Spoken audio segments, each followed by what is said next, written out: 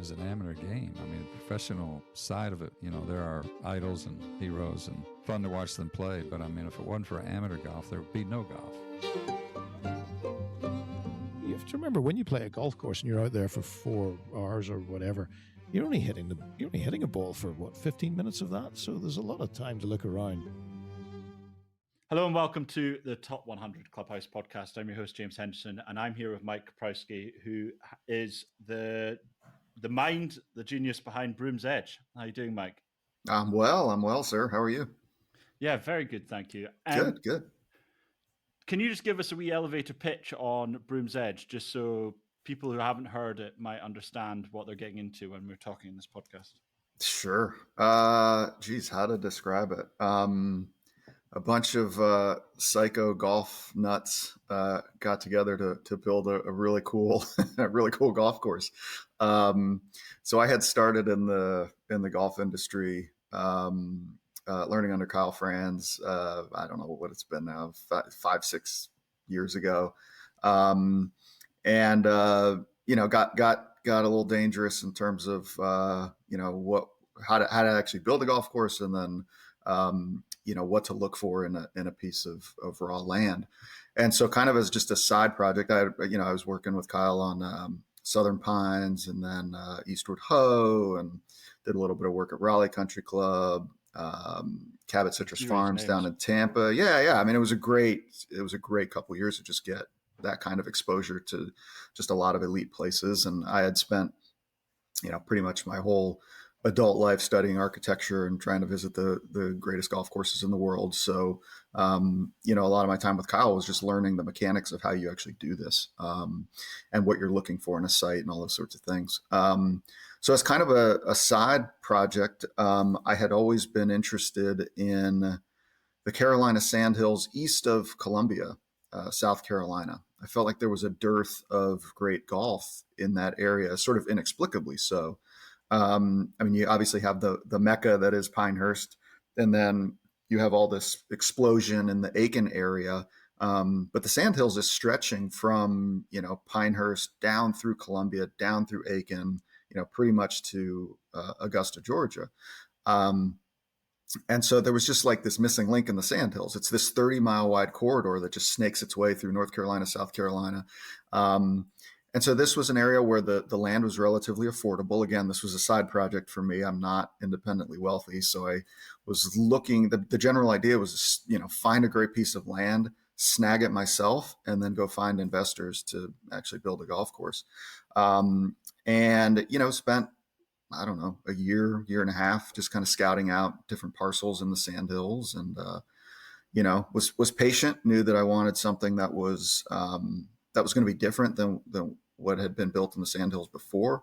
And wanted something that, we could really do something architecturally significant with in kind of a minimal type style.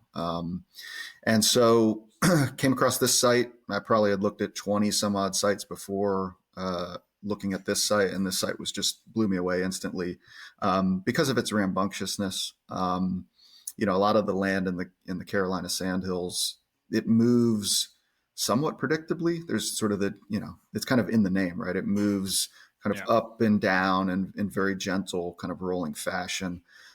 This site was weird. Looking at it on a topo map, there were like weird ridges and spines, and there was like this half pipe chasm that cut east to west when everything else was going north to south. It was just weird. And it immediately intrigued me that this could be different than what else had been done in the Sandhills. So took out an agricultural loan, snagged the land, and then went off to try to find investors for it. So it was just kind of one of those things where it was something I wanted to do. I had so much fun working on golf course design, and really wanted to try to wear both owner and architect hat at the same time. Figured it'd be fun. Didn't, we'll see. And then, in terms of the risk, I mean, it's dirt. God's not making any more of it. So if I couldn't find investors, well, I just sell the land. No big deal. Yeah. Break even. Oh, well. So that's how it all originated. And it was always just kind of, initially met the two original partners that I had, Andrew Denenberg and David McFarlane. And, we're all pretty like-minded where, hey, this is just going to be about the golf. We're going to build a club that is heavily focused on the architecture and building a great golf course. And then we're going to bring other golf nuts here, and it's just going to be about the golf. And ultimately that's what we were able to do. And found some bigger money investors who were interested in doing the same thing. That is very cool. Like, come on. Yeah, it is kind of golf nuts. course architecture. Yeah. It's like the dream thing you want to do, right? Yeah. One day go off, find a wild bit of sandy soil. Yeah. And build something fun. Yeah. There's been many moments where it's a pinch me kind of thing. I mean, and of course it's not all sunshine and rainbows, right? There's a lot of struggles along the way, and there still are struggles. There probably always will be. This stuff it's not easy financially, it's not easy operationally, and so but it's been a whirlwind experience. I mean, it happened relatively quickly. I mean, I think I got the land in like 2002. And so in the big scheme of things, like between finding money and getting permitting and starting construction, and now we've been open for a year. I mean, we've been open for play for a year. So it went by fast. But it just speaks to if you can find a great site, a lot of this stuff takes care of itself. Well, it just shows you that some people think that would be quite a long time in 22 years till opening. Yeah. It shows you all the hoops you have to jump through and the ton of stuff. Yeah. I mean, from just the permitting itself. I mean, you got to get, your land disturbance permits and your erosion control permits and get all the zoning and land use stuff right with the county. And, it's quite an extensive process. But it was fun. It was a great learning experience. I mean, even things down to, things that people don't think about, like getting 3-phase power to the site. So you could actually power the irrigation pump system so you can water the grass. And then you need to get a ground well water withdrawal permit so that you can, drill a ground well. There's like so many different things. Each one is a process in its own right that takes a bit. Right. So, yeah, I wouldn't be jealous of your permit folder, but it's probably like a bookshelf. Yes, there was a lot, and I joke with people now. I mean, at the time, I was doing a lot of this stuff, and I think going forward, I'd want to focus more just on the golf course design and the architecture piece, and let somebody else who knows a little bit more about the permitting and land disturbance side to kind of handle that work. I mean, I learned a lot doing it, but even like the building of the maintenance facility. I mean, like I was running point on that thing. I don't know anything about vertical construction and all that sort of stuff. So, yeah, I think I probably bit off a little bit more than I could chew in that first go around, but it was a great learning experience about what I'm good at and what I'm not. What was the biggest learning curve then? I mean, the biggest learning curve for me was really on the planning side and how far in advance you have to plan this stuff out, and just how complicated the business side of things are. I mean, because I was wearing both hats on this. I was wearing the architect hat alongside Kyle, and then and also the business side hat as the manager of the company. And I think the biggest learning curve for me was I enjoyed the design work a lot more than the business side. I mean, it was all very interesting, but the business side, not, it wasn't my favorite thing to do. I mean, really during the construction period, what woke me up every day, excited and motivated, was where we were going to put that bunker on 7 and how it was going to be shaped. And, the business side of things was, as important, but perhaps at least personally less energizing for me. Yeah, but if you've had a good group of wealthy backers, they do help. They can offer any sort of arm around the shoulder, right? Yep. And I think in hindsight, I would have, delegated a lot more of that stuff too. I learned a little bit about my control freakness in that whole thing too. So yeah, I think that's a big thing, is making sure that you delegate the stuff that you're maybe not the best suited for. Well, so tell me a bit about the golf course. Like, what is your personal design philosophy, and why did you choose a slightly, well, off the beaten track piece of land would be the best Yeah. way of describing it? Yeah. It's definitely, it's an interesting site because it's Joe Hancock, who is our lead shaper, coined it best when he said it's conveniently located in the middle of nowhere. That it's actually pretty easy to get to, easier than a lot of the destination sites that have been built. Like it's, believe it or not, it's only 4 minutes from the interstate. Now, when you get to the site, it feels like you are in the middle of nowhere, but it's actually, it's maybe an hour 50 from Charlotte. It's 4 minutes off of I-20. It's 40 minutes away from where I-20 and I-95 intersect. So it's sort of kind of at the crossroads of the Southeast a little bit. So it's pretty easy to get to, but then by the time you get there, it's like we're in the middle of the woods. But really, it was the topographical intrigue of the site that really kind of motivated me, and trumped all else.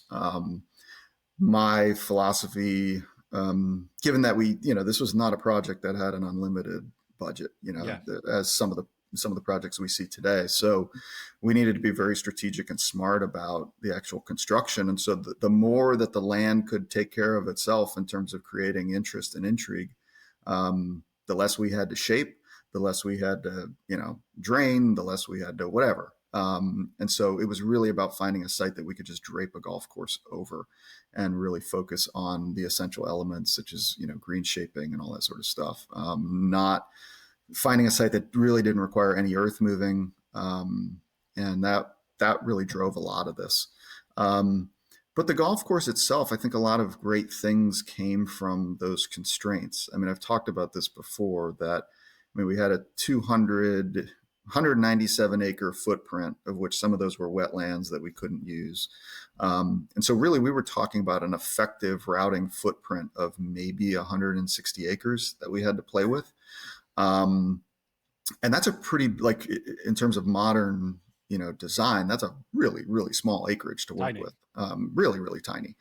And yet I think so many good things came from those constraints, right? What is it? What's the saying that the mother of innovation is constraints or something like that? Yeah. And so, I think one is we sort of by necessity, we routed a very intimate golf course where greens and tees are really, really close together. There's some crisscrossing in the routing. There are, the 9th and 11th tee boxes are shared. There's some double greens in close proximity. And so it's a very intimate sort of thing where you're always, there's another hole on your right, there's another hole on your left. You're looking at, various players playing. You might see somebody cross paths with somebody who teed off 2 hours before you or 2 hours after you, and you say, hey man, I haven't seen you in a while. And that's because you're standing on the same tee box, even though you teed off 2 hours apart. A lot of the places, moments, though, right? They're great. Treasure in golf, right? Absolutely, so absolutely. The old course is around 100 acres or whatever it is. Yeah, and it's got more than half its fairways are shared. Yep, exactly. Yeah, for people just to get a reference point of what 160 is. You go to somewhere like Sleepy Hollow, it's probably not Sleepy Hollow, Quail Hollow, which would be kind of like the one everyone knows. Right. I don't know what it would be, but it's probably about 400 acres. It's probably pretty big. Yeah. And that's sort of, if a client as an architect, if a client comes to you with 500 acres, there's always that tendency to sprawl out in search of the most interesting landforms. And before you know it, your routing eats up, 300 acres or something. We didn't have that luxury here, but most of my favorite golf courses have that sense of intimacy. And I think the reason I personally love it is I love looking at different holes from different angles. I love looking at like a pin location before I play it, or I love looking at a pin location after I play it and be like, oh, that putt broke right to left and I didn't see that. But now that I'm 3 holes later and I look back at that damn pin, I see, oh, okay. Yeah. So I really like that. And that only exists when the holes are compact. And then we did stuff that we have boundary line holes, which, you find a lot in the UK, but you don't find much in America. Usually OB in America is because there's a home there. There's no homes anywhere around Broomsedge, but we did rub up against the property line just because we had such a small footprint. And I think two of the best holes on property are boundary line holes, where the essential proposition is, hey, the more you challenge the out of bounds, the better your angle is going to be into the green. And that's a great links style proposition that American golf courses don't utilize, and we utilized it because, well, we were in a tight section of the property and there was a boundary line there. We didn't necessarily need to mark it as such because you're in the middle of nowhere, really. But those sorts of constraints, I think, made us more creative and created a more interesting golf course. Well, it's also when you don't have some people are spending God knows on golf course renovations or building new golf courses. When you don't have that, we've talked about it before in the podcast. It's almost like an austerity to golf is a positive thing. So simplicity to a golf hole means that people can understand the strategy behind it much easier. They can take on the challenges easier. You don't want it to be 40 bunkers and not really. That's when strategy goes out the window. Yeah. I think Albert Einstein, he said something like, you want to try to make things as simple as possible, but not simpler.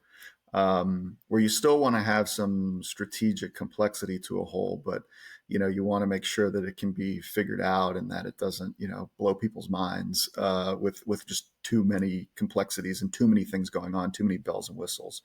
I've always felt like on a golf hole, one central feature sort of does it all. And it doesn't need to be a complicated feature either. I mean, the linear boundary line is literally everything. You look at all the great, boundary line holes in the UK.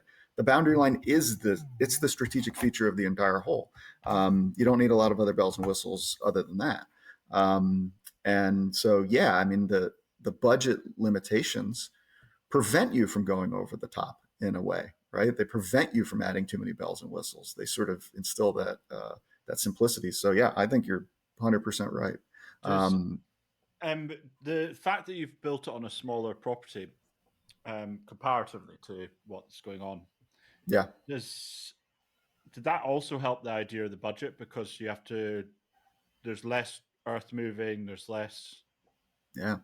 Was that a conscious effort, or was that just? It was, the small footprint was really more me and what I was able to actually afford with a loan myself, that I couldn't afford 1,000 acres. 200 acres in rural South Carolina was about what I could, do on a loan. And so that was a constraint. If I was a wealthier individual, I don't know that I would have stuck to 200 acres. I probably would have gone with something a little bit bigger, and then maybe we wouldn't have had the golf course we have today. That was a personal constraint, not necessarily like a construction budget constraint, but it was a personal constraint that helped kind of shape the initial footprint altogether. How was the design process when you were on the property? How many routings did you go through? So this is an interesting question. So my main concern with the 200 acres was that it would not be big enough for 18 regulation holes. And before I put in an offer on the land, I did a routing myself, just to see if I could feel comfortable that something great could fit out there. And I did it kind of an initial whack at it I walked around the site, looked at a topo map, and just kind of did like a quick kind of napkin sketch of a routing. I didn't know if it would be the routing, but it gave me comfort to know that, okay, before I, start to personally guarantee a loan for land, I know that something cool can fit out here. And the routing came together relatively quickly, at least in my preliminary effort. That's another beauty of a small site, is your routing permutations are less than maybe, Bill and Ben are famous at Sandhills for, saying that, well, there were 100 great holes out here and we just had to pick 18. That wasn't the case on a smaller site. There were a couple different routings that made sense structurally, but there weren't like endless permutations. So once I found something that I felt would be a really, really good golf course, didn't know if it would be the routing, but I knew it'd be a great golf course. then I went ahead and put in the offer. And then when we got our first angel investors to put in money for the master plan process, Kyle and I started kind of going through everything and started to, we called it red flagging ourselves, which is just questioning all the assumptions. And I think at the end of the day, we went through probably 22 different variations of the routing and just played with all the different scenarios, went out and walked them. And ultimately what we landed on, funny enough, was probably about 85% of what I had initially sketched up on a napkin early on. And it's funny because your initial instincts are oftentimes the right one. So we made some changes, like the fifth hole. We changed the fifth hole. We changed the 11th hole. So there were notable changes to what I had initially sketched out, but the essential bones of it were essentially the same. And some of the, you have your basic routing in place, and then the whole concepts. Some of them stuck to what I had initially envisioned, and some of them changed. So that's kind of how we went about it. Is we just kept trying. I mean, routing is very much a trial and error. There's no real science to it. So you go through several months of trial and error and walking, and we walked the site for months on end. I remember hot summer day in the middle of July, and Kyle and I and David McFarland was out there with us, and we came back with chiggers and ticks in our backs and all sorts of things. I mean, it was rough stuff out there because it was heavily treed, and it had not been. It hadn't been cleared in quite a while, so it was a serious jungle out there. But ultimately, we came on something that we felt was great, and then you start clearing, and then you start and then you start grubbing, which is picking up all the stumps and the debris. And we made changes to the routing in the field. If you look at the original plan, the 11th hole was headed down into a low valley, and then in the field there was some ridge line that I saw out in the distance, and I'm like, oh, let's do like a shelf green. Let's hit like 6 at Dornick or 7 at Palmetto, and boom, turned out great. So we just changed the routing right then and there. So it was a living, breathing thing until we put grass on it. Oh, that's brilliant. But that just that's what happens when you have someone like yourself or Kyle just being able to go out to a property and really just enjoy yourself on the property, actually doing the work. Absolutely. Yeah. I mean, that's the beauty of design build is you're out there, you're watching the sausage as it's made, and you can call those types of audibles to say, hey, I think we can do something better than we initially thought. Let's try it out. And the beauty is it's dirt. Like the 11th hole, for instance, there was this ridge line in the distance, and I asked Joe Hancock to come over, and I'm like, just spend 30 minutes, build a very basic pad into that shelf, and let's just see what it looks like. Just don't spend too much time on it because we've got other shit to do. And he went over there and literally spent 30 minutes. And then I was on the other side of the property, and he's like, come over here when you get a chance. And came over to where the 11th tee would be and looked at his very basic pad. And there were no words. We just looked at each other and did the silent nod, like, yeah, this is going to work. And I said, Joe, go. I think he was maybe shaping like 13 green at the time or something. I'm like, go back there.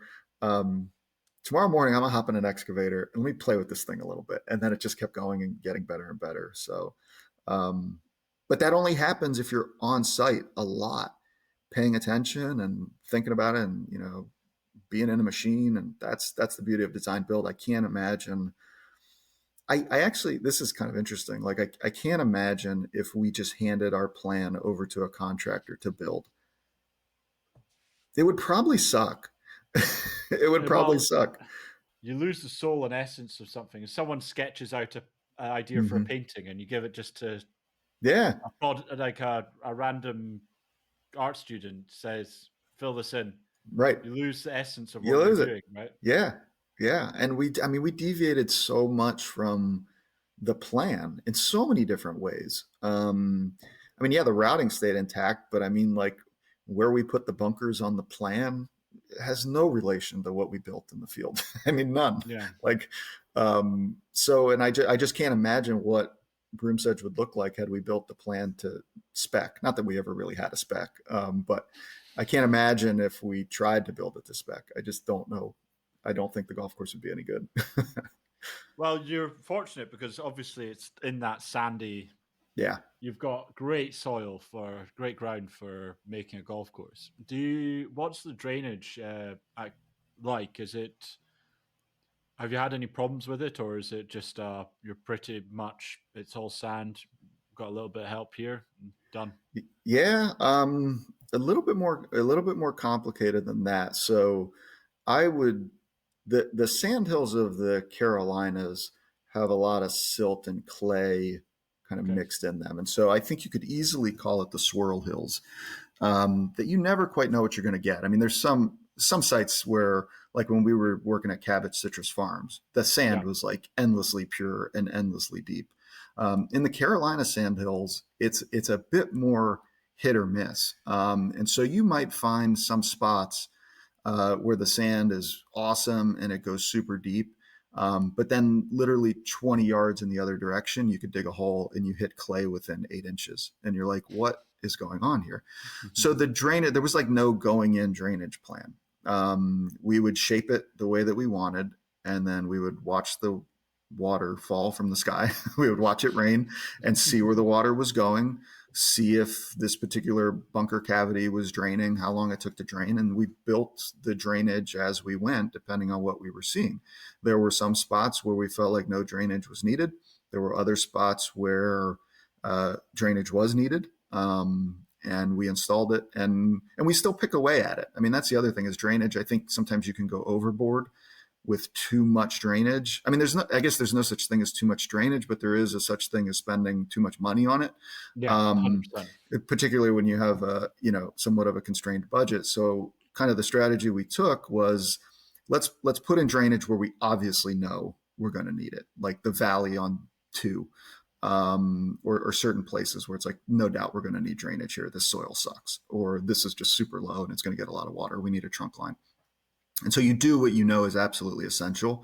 And then the beauty of preview play, you manage people's expectations that, look, this is not the final product. We're still iterating on this thing. In preview play, we discovered little pockets, in front of, or 1T wasn't draining all that well. We thought it would drain a little bit better, but it didn't. And so we pick away at it, and we did that this summer where we picked away a little bit more at drainage. And on next year, we have maybe 3 or 4 more spots where we're going to pick away at drainage. And you just kind of learn the site. And soil settles as you go. There's some spots where you think you will need drainage, but the soil, Mother Nature just sorts herself out and you don't need the drainage there. And you're glad that you didn't spend the money on it, right? So I think that's the best way to approach it when, you really are paying attention to the budget, is just kind of build it as you go. Will it ever be done? No, I think no. Great golf courses are never done, right? I mean, you're always tinkering. You're always tinkering.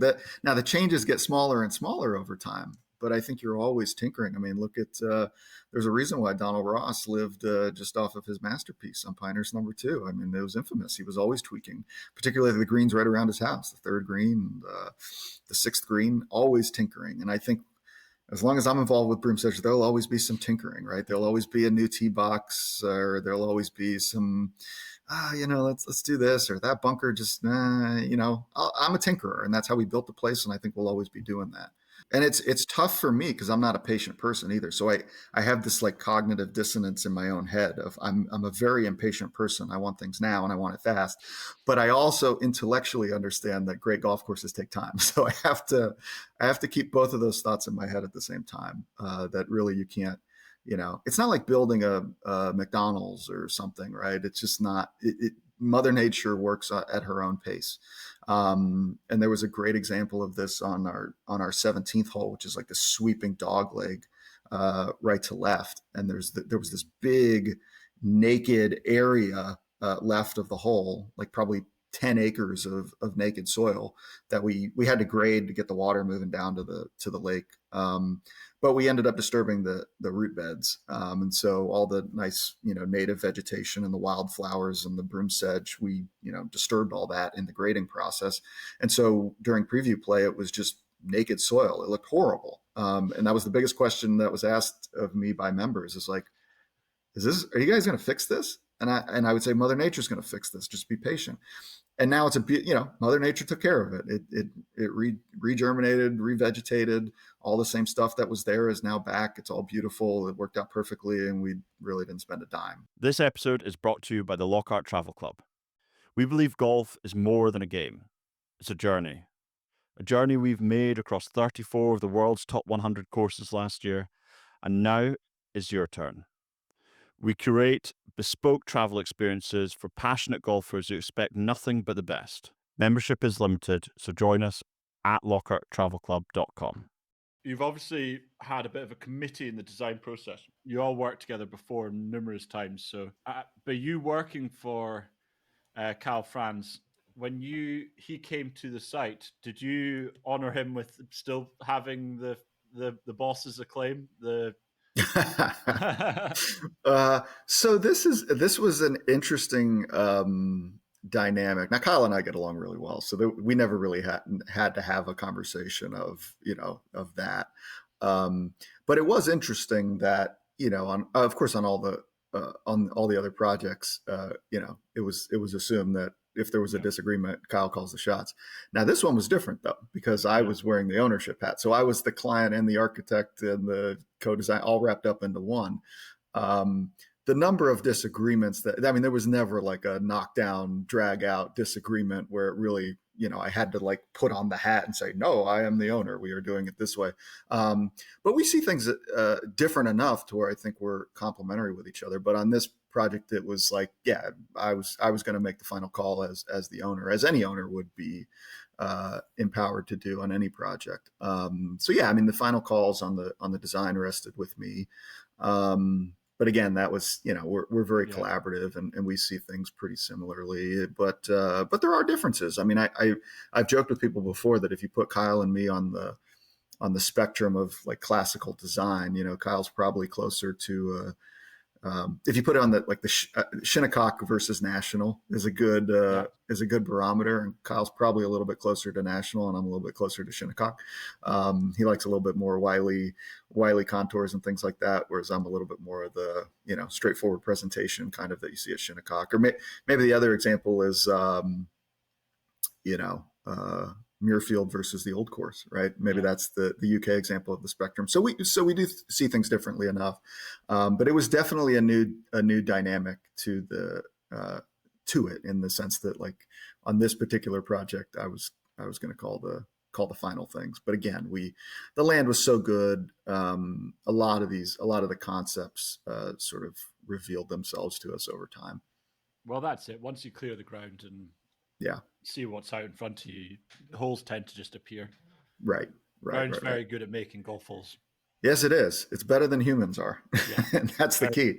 Is you got to have the modesty to know that Mother Nature's probably going to do it better than you.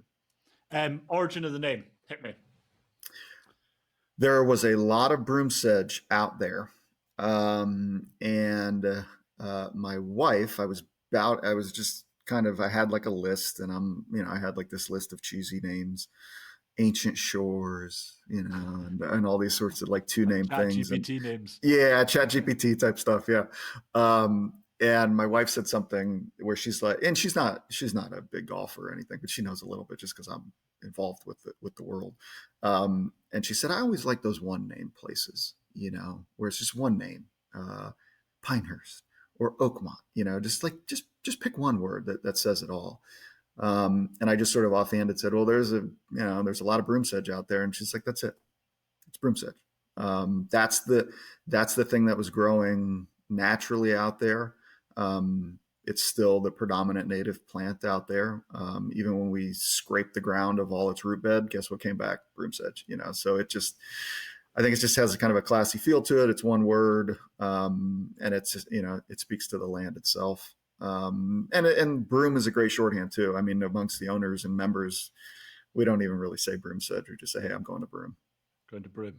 Yeah. Now, the majority of them based, where is everyone based? Is it, how's the club run? Let's go start, right? What is the club? What do you experience if you're as a member when you turn up? Yeah. So right now, I mean, we haven't built out, we just have a temporary clubhouse right now. It's a trailer. and does the job, but it's not the permanent clubhouse. We don't have any cottages on site yet. We're moving forward on that plan. So as it shows now, you show up, you park, you meet your caddy if you're taking a caddy, and you go to the driving range, and then you go to the first tee and you're off. There's not much to it. We have a predominant national membership where people are coming in from across the country. We do have some regional members, and that's sort of like, Charlotte, as far as Atlanta. So we do have people that come in regionally. And then we do have a handful of local members as well that use it as kind of their daily club. So once we fully build out the buildings, we'll have cottages for our national members to stay in. We'll obviously have a very modest clubhouse. There's no desire to do like a big fancy clubhouse. It's just like, let's get the basics in there. Let's get a small little locker room, cool little bar and grill with a simple menu, little pro shop, and be done with it. Yeah.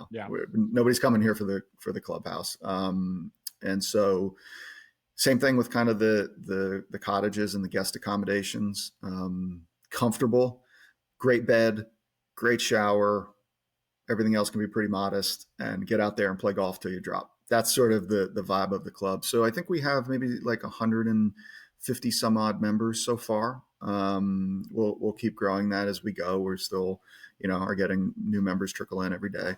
And that's really what we're about. So that's really the next phase of the work, is getting the vertical construction going. And but as of right now, it's a very sort of basic, simple experience where you just play golf. And the thing that I love most is, we had a little member get together, I think it was last weekend, and the members, they tee off in the morning. Maybe they play as a fivesome. As long as you play fast, we don't care. We're not a very rules heavy type of establishment. We have a high golf IQ membership that just knows how to do things, knows how to play quick. And so we don't really have to enforce all too many rules. They played their first 18. We brought in a food truck, and, they ate pizza and burgers out of the food truck under a little pop-up tent that we have, and they scarfed it down, and boom, right back onto the first tee. And they said, all right, well, now and they were each playing their own games. They played just regular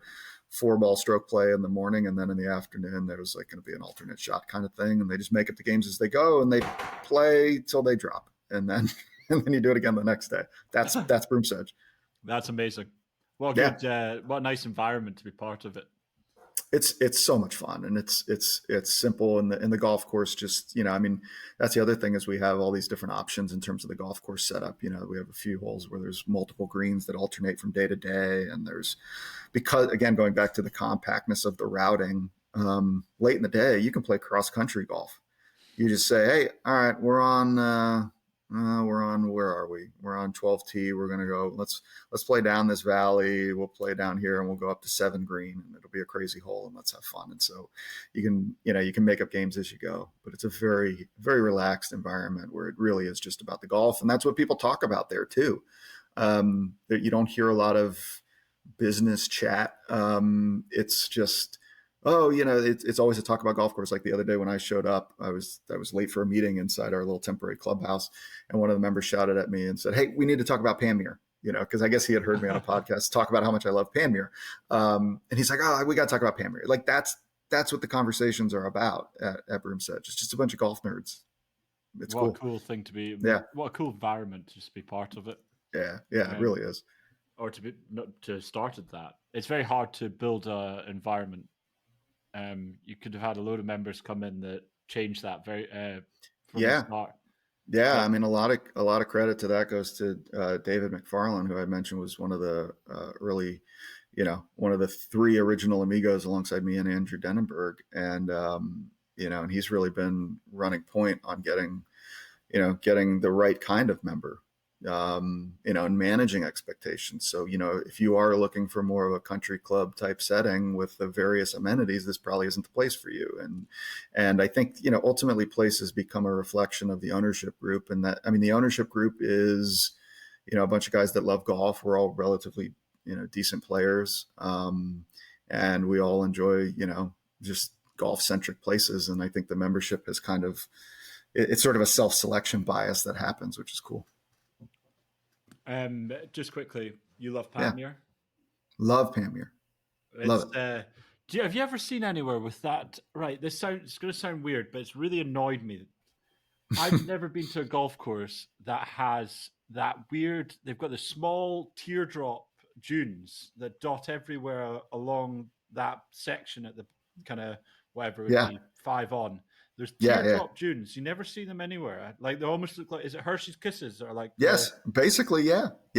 I just Yeah, I don't know the origins of those, if they were just covering up debris or whatever. Like I don't quite know the origin of those in the design process. But there's not many places that have that, and Pamir is just one of those. I love it so much because there's like 3 distinct, I guess you call them micro environments. yeah. Like the holes by the clubhouse are like kind of a very Parkland type setting, and I think that's one of the best clubhouses in golf. Oh, it's up there. It's definitely. It's just incredible. I love the way that it looks and the way that it sits with the golf course.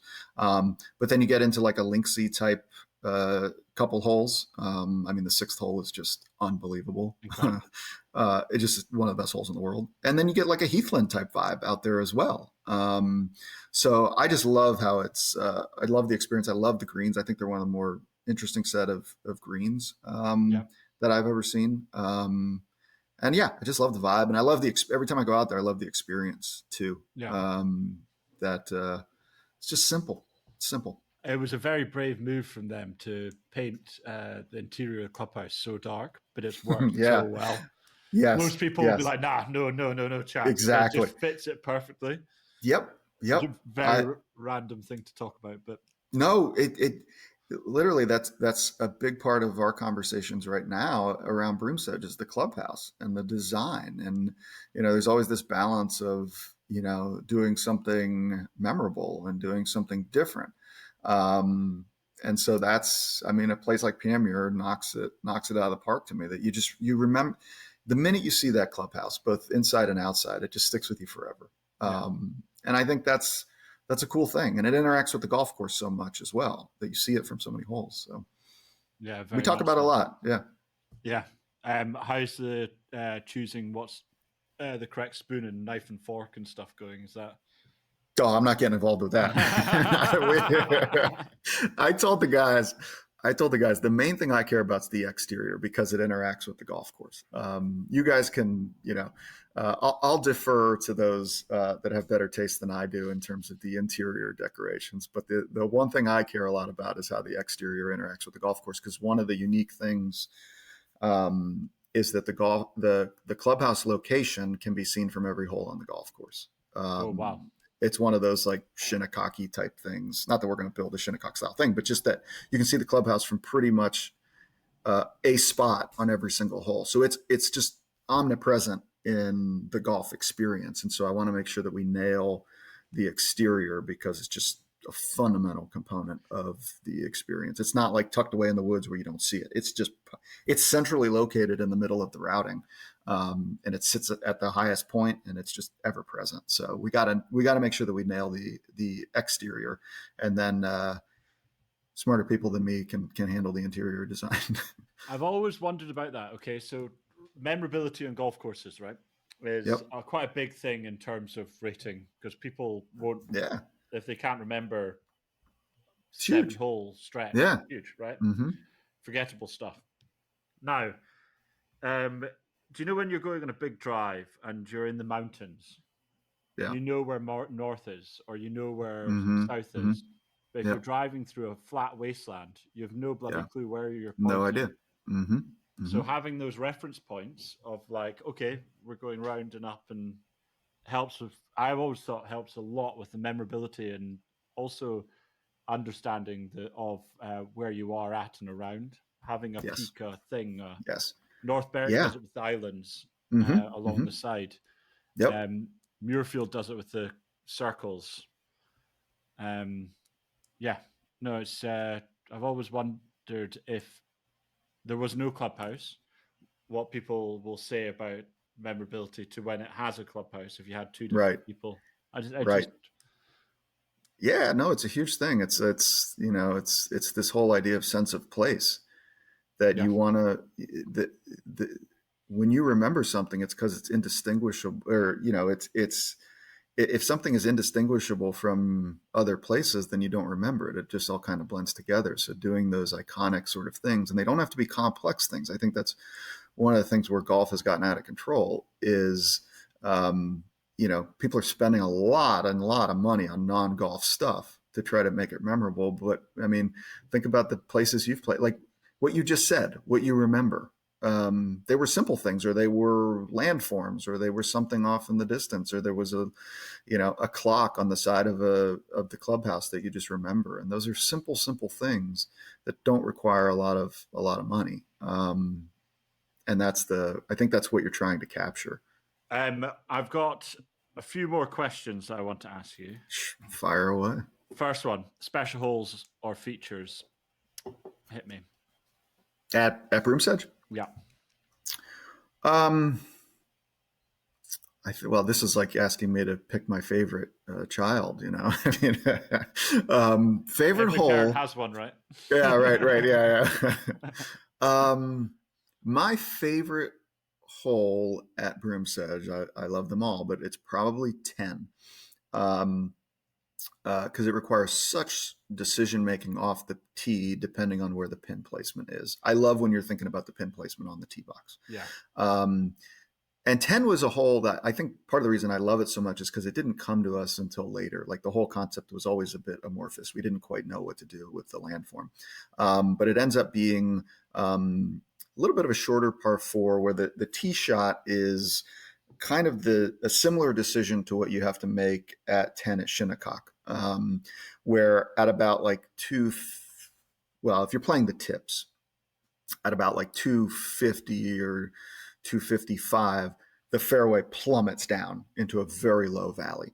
And so you have to decide, am I gonna lay back and try to keep it up top? And then I have maybe 150 yards into the green, but I'm eye level with the green because the green then goes back up to a ridge line. So your decision is lay back 150 yards, I'm eye level with the green, or I blow it down the valley. The minute you tip over the hill, the ball rolls another 50 yards down the valley. But then you're staring sort of straight up at this green with a big false menacing front, and you have to decide, okay, what do I like better? 100 yards straight up the hill with a menacing false front, or 150 where I can see everything that's going on? And really the answer there is it depends on the pin location. Even though the structure of the hole is similar to 10 at Shinnecock, the green itself is probably more like a fifth green at Pinehurst number 2, where it runs on a right to left axis. It's kind of diagonal. And so if the pin is back left, being down low in the valley is not that bad because you have plenty of green to work with on the diagonal. Yeah. But if the pin is kind of front right, you really do want to lay back on top. So it's a lot of decisions, but it's very simple. It's just aesthetically beautiful the way the landform kind of falls and then rises back up into this green with a kind of a beautiful, graceful false front. So that hole stands out to me. The boundary line holes I find are very, very compelling. I love seeing Americans' reactions to when we have a boundary line stake that is literally an inch off the fairway line. I love that. It's provocative. It's something that you don't see a lot over here. So that's the 4th and the 15th holes, where, the line of charm requires you to play with that boundary line a little bit. And it scares people, and it's cool. If you're not used but then to it, there's, it scares you. It's very scary. Yeah, absolutely. And, there's plenty of room. Yeah, well, I remember North Berwick, and the amount of people I play on 18 at North Berwick, and they're like, "Why the hell do you have a wood in your hand?" I'm like, "Yes, I don't care anymore." Right? Yeah. I've hit every house on the road. I've hit every house. I've hit every car. Right. Yeah, it doesn't matter anymore. I could hit any club out of bounds. Whereas most people are just like, "God, yeah." There's a scaredness, or they call in Scotland being feared." Exactly. I love that. And there's the thing though is that we gave them so much room to their boundary lines that run down the right. We gave so much room on the left. There's plenty of bailout. Now you get a worse angle the more you bail out, but there's plenty of room. But having that linear boundary line just scares people. And then The other holes would be our double green holes, where there's 2 greens for that particular hole, and they can alternate day to day. So that happens on 6 and 6, 11, and 13. Where some of the greens are shared. If there's an upper green and a lower green, if it's on the upper green that day, you can play a different hole to the lower green. There's just a lot of cool permutations there as well. But I think a lot of our best stuff at Broomsedge is where we kind of broke the rules a little bit, kind of double greens and boundary lines and all those sorts of things. So I think, and again, it's the memorability of it. That's the memorability. That's the Yep. It's like in any art form. You're not going to paint the new genre in art, and you're not creating a new style of art if you don't go exactly. Yeah. Yep. Do something different. Okay, so right, where do you see Broomsedge in 5 years? I hope that I see us having a full membership role. A very active membership that loves coming down and playing the place. So I just see a very thriving membership. We have cottages up, and we have a clubhouse up, and it's a golf centric environment, and the members are all really, really happy with the golf course. But we also have this component of outside play as well, and this is another thing that we sort of stole from the great UK clubs that American clubs don't do enough. It's like, great golf courses are meant to be played. I mean, like, why is it so easy for me as an American to go over to your side of the pond and play all your great golf courses, and I don't really have to ask for a favor? They're just kind of open. But then in my own country, it's like, I have to sell my firstborn to be able to play some of our greatest golf courses, and that has never worked for me. I don't like that. Yeah. And so we do have an outside play element where we do have visitor requests. And if you put in a request, we'll try to get you out there on a, Monday, Tuesday, whatever it is. And I would love, in 5 years, I hope that Broomsedge is one of those places where people are, outside play is really a thing that, whether it's, Sandhills in Mullen, Nebraska, where they're like, hey, you got to write a letter to Dick Youngscap because they might let you on and you can play, and it's awesome. I want that same sort of feeling for Broomsedge, that architectural enthusiasts from really all across the world can put in a request form and say, I got to see this place. I've heard so many good things about it. I want to see the architecture out there. And so I hope that we have, and we already do. I mean, our visitor request form is already far in excess of what we can actually accommodate in terms of tee time. So I hope that just continues and continues. I guess it also takes pressure off your members as well. So if you have that access route, then it means there's less pressure on them from friends or from people that haven't played the golf course. Absolutely. And our members have really embraced that too. And there's a financial thing here too, which is we can keep dues lower if we allow a little bit of outside play. Now, this is not a thing where you can just keep coming on outside play. Like, it's sort of one and you're done. You can't keep accessing the club through the visitor portal. We'll let you come out once, but that's it. But I mean, it does help if it's a slow Tuesday afternoon and somebody wants to come out and play and there's no members out there anyway. Well, okay, let's let folks have that experience. The club collects a little bit of revenue in terms of greens fees, and that just helps the club financially, and it's no skin off anybody's back. I mean, kind of our rule has always been that, we're not ever going to disturb the member experience to accommodate outside play. But if we can accommodate outside play, let's try to do that, and also keep tabs on people to make sure that nobody's abusing the system, right? We don't want the same guy playing, 10 times through the visitor request portal. So it's sort of a one and done thing. But I think that's a great part of I think that's a great part of the club, is we want to share this. We think it's a great golf course, and we want to be able to share that with people. I've always thought, okay, I'm just going to rant for 1 second. Do it. Go for it. I've always thought something that would be very cool is if someone, there's just 1 day a year, or 2 days, depending on where you are in the world, doesn't really matter, where every single golf club gives up their golf course for charity for that day, and it's £100 per person. You can only enter one golf course ballot, and then once you've played it from that ballot, that's you done.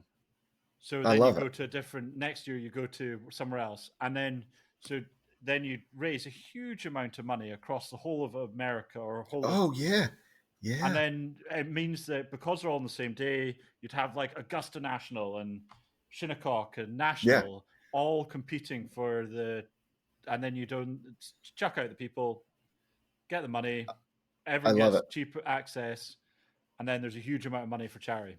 I always I thought that'd love be it. quite cool, particularly in America because of the privateness. Right, yeah, particularly in America. I mean, that's the appeal of it is, having at least a moment in time where these places have an open door would be huge. So, hey, James, I mean, if you ever pull this off, count Broomsedge in. We Oh we yeah, will well, we will participate in this for sure. It's squarely in our ethos. it'd be really cool. I don't think I'll ever pull it off, but I don't have the contacts in America. But the concept's cool, and I just Yeah, want someone to do it. I just I like love it. good luck. Maybe, yeah. I mean, I do think that I mean, there are newer clubs that, like, I think Old Barnwell has done a really good job of this as well. What Nick has done there is really really cool. So I do think that there's an up and coming kind of generation of golf developers that see more value in inclusivity than maybe the prior. And so I'm hopeful that this changes, but it should change a lot faster. And I think something like that would be really really cool. um, right, rant over. So the I've got two last questions. Okay. Okay, so if you're coming to Broom's Edge, well, and you get on the Tuesday afternoon and whatever, where Yeah. else would you recommend for people to play? Where would they go? What do you recommend? Yeah, yeah. So in Camden, there is which is probably about, I'd say 15, 20 minutes away. It's the nearest town, Camden, South Carolina. I think it's the oldest inland village or inland town in South Carolina. It's got a lot of Revolutionary War history. It's like a really cool Revolutionary War town with a lot of history around horses, and they do like this big horse race there every year. And there's a club called Camden Country Club. It's private, but it would be worth reaching out to them. And it's, I believe, the only 18-hole Donald Ross in South Carolina, and it's only 15 minutes away, or at least the only 18 holes that's still like relatively intact. And it's a great golf course. I love Camden. I would definitely encourage folks to try to check it out if they can. And then of course there's our brothers a little bit further to the southwest in Aiken. Old Barnwell, Tree Farm. There's a lot of really cool stuff happening in Aiken. So there's enough, and then I would just I would experience the town of Camden as well. Columbia is a cool city with you got the University of South Carolina there, so if you can weave in a football experience there, that would be an American football experience there. That's fun. So there's enough to do, and there's enough golf if you're willing to kind of hop in a car and drive. Yeah, well, I've been down to Aitken and played Okay. Aitken Golf Club, which Yep. is really cool little, really wild little place. Mm-hmm. Done the Tree Farm. I played Tree Farm and Old Barnwell, and it's the ground around there is perfect for golf, right? Yep. Same soils that Pinehurst sits on, that we sit on, that those guys sit on. It's just a weird 30-mile wide corridor that just stretches down, and it just happens to be great for golf. Donald Ross understood that, so we're starting to get to it as well. Okay, so I've got one last question. Well, if you don't mind, two last questions. One of them is keep them going. I'm loving it. Hot take in golf course architecture. What's your kind of like, or in golf, full stop? I think some of the modern neoclassical greens have gotten a little much in terms of just kind of like crazy undulation. I have always been a little bit more of a fan of subtle green shaping that relies more on slope and tilt and less on undulation. I think this is because I think when you have big, bold undulations in greens, I think there's a time and place for that. But I think often those undulations kind of like reveal themselves the first time. And they're sort of so stark and so pronounced that you know they're there. And they're pretty easy to read. I've always been a little bit more of a fan of kind of slope and tilt where it's very subtle. And it's really hard to tell, like, is this thing 2% uphill or 2% downhill? I don't know, but it's going to make a huge difference on the speed of this putt. Yeah. Or is, how much is this breaking? Is it left edge or left center? Like, I don't know. And I love the places that kind of have that mystery in their greens where they're not obvious to the sight. And so I think that, I think that oftentimes it's like everybody wants to create interesting greens.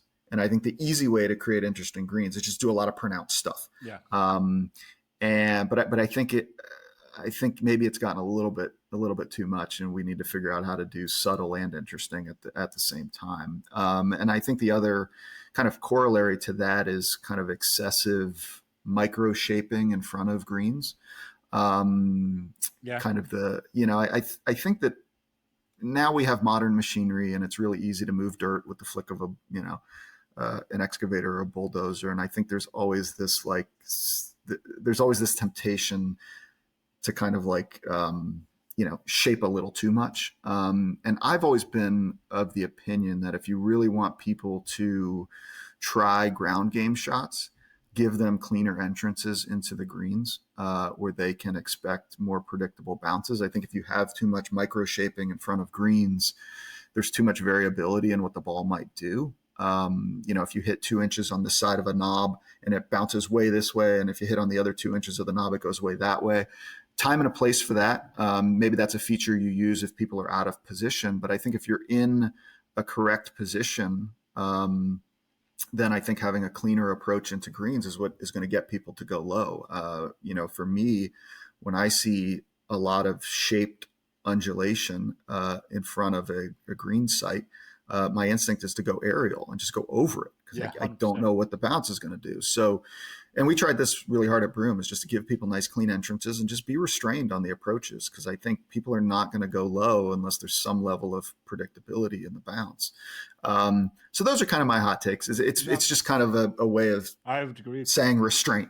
A restraint, but that we talked about it. It's austerity, restraint. It's all these things that not everything has to be extreme to be good. Yeah, and I've heard other people describe it as Instagram architecture, right? Yeah. You want something that pops really well from a drone, or something where the shadows are really pronounced. Then there's no doubt that, the more aggressive slopes come out more on a picture on Instagram. But I don't necessarily know that leads to a better experience on the golf course or more strategic architecture. I've always, so I studied wine before. And I use it all the time, so my listeners are bored of me listening saying this. But when you get a really good aged Burgundy red, it's subtle. Yeah. The development of the flavors, it's all about subtlety, and this is the best wine in the world. It's the highest value wine in the world. Yep. And then you get the big blast of flavor. There's complexity to it, but you get the big blast of flavor of something like a Australian Shiraz. It's 1/10 of the price, for reasons, Yeah, there's a reason for that. Yeah, the subtlety is what keeps you coming back. I'm getting so dark. I know, you're disappearing into the darkness here. I think it's only my laptop screen that's in the light. But one last question before I go. Top 5 favorite golf courses, not best, favorites, the one that means something to you. Or I like Ely's one for me, a good example. I don't think it's the best golf course in the world, but I just love it. Right. Okay, let me think here. I'll give a reason for each one, and I'm gonna, as soon as we end this, I'm gonna regret not saying another golf course of course, that's just the nature of this question. Shinnecock is one of them, just because I think it's damn near flawless. It's just like a flawless golf course. Now it's an ass kicking, and it's a real brutal test of golf. But Shinnecock just feels flawless to me. Like this is nailed. Like every single thing is just nailed out there. So Shinnecock would be one. Dornick. It's just, man, I could play Dornick until I drop. Dornick is just the perhaps the ultimate combination of strategy and fun. Just love Dornick. I've always had a kind of a thing for convex type greens, which leads me into what I'm going to say next, which is Pinehurst number 2. Love Pinehurst number 2, just because you can play it with anybody. Pinehurst number 2 to me is the gold standard of a place that can really, really test elite players, but also be very, very playable for Mrs. Haverkamp, who can just, putt things from 50 yards off the green and just play everything on the ground and have a great time. And to me, that's the holy grail of architecture is, can you create something that can challenge really good players and also be playable for the weaker players? So I'd put Pinehurst number 2 there, and just a lot of memories on Pinehurst number 2. I live in Pinehurst, hundreds and hundreds of rounds with family and friends out there. So Pinehurst, hearing the church bells ring and all that sort of stuff, it just, does something to me. So I guess we're at Shinnecock, Dornick, Pinehurst number 2. I'd say Sandhills. Man, just an epic landscape. The journey out there. I have a little bit of a family connection out in Mullen, Nebraska. My great uncle was a Catholic priest out there for a long time, and the first time I was out there, the golf course speaks for itself, just in terms of it introduced a new age of architectural style. But just love Sandhills. I love just the feeling that the world is endless out there and you can just see forever. And the golf course is just so fun. The fifth one, man, that it gets tough. I think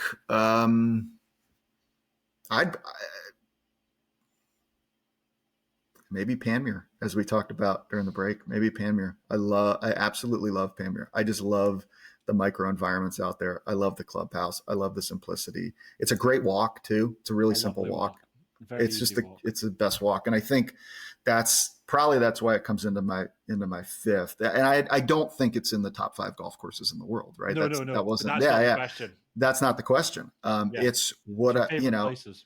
It's, just the walk out there. It's just one of the best walks in golf. And there's so much beauty to it, and there's so much simplicity to it. So I guess that would be my answer. Well, thank you very much, Mike. It's been an absolute pleasure. Well, maybe part 2 can be out at Broomsedge. Hey, I love that. Sounds good. Yeah, we got to get you. We got to get you out there. Let me know when you're in town. Well, thank you very much, Mike. I appreciate it a lot, and I'm sure the listeners will as well, because that was a very interesting interview. Not many people have come on the pod or can claim that they've designed and built their own golf course, which is pretty damn cool, right? There's not that many people. Yeah, well, it takes a special kind of crazy. Yeah, what was the classic phrase? It used to be, I don't think it's that anymore, but it used to be, golf course is a great way of turning 2 million quid into $1 million quid, but I think it's probably a different way around now. Exactly. Well said. Well, thank you very much for coming on. Appreciate it a lot. I thought it was a fascinating conversation. And remember, play fast, lunch slow.